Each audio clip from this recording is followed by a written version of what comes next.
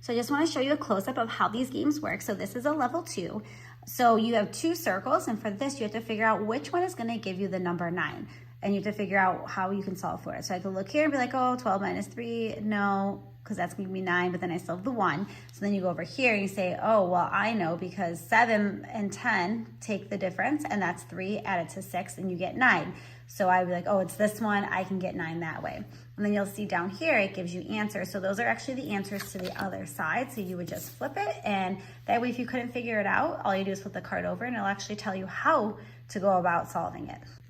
The other cards could be a little different because you can use all different orders of operation. So for this one, for example, you would do 6 times 3 gives you 18 plus the 4 plus the 2. And so you'd have to use addition and multiplication. Sometimes you have to use all different forms. So addition, multiplication, subtraction. And then on the other side, there's a whole nother set. And again, these are the number 1s. You can see that the 9s are shaded in and the 6s are not. So this was one of my favorite games growing up. I used to play it all the time. I loved math, so you know, it was fun.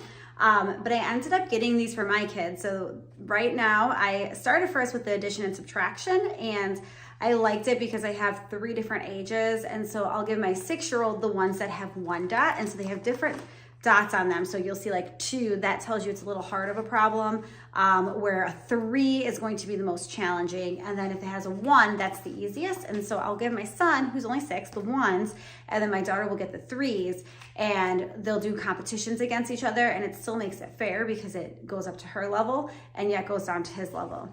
So then once I realized they were gonna play this a lot, I ended up investing in the other one, and this one is the one that covers all different orders of operation, so multiplication, division, addition, and subtraction, and you have to combine them and figure out how you're gonna utilize each of them to get 24.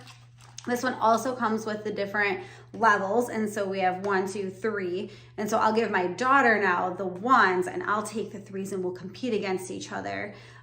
So I love that you can still play with multiple ages and make it a fun competitive game, but it also is learning. And so my kids don't love sitting there and doing math facts, and so this just makes it a little more entertaining and a little more exciting for them.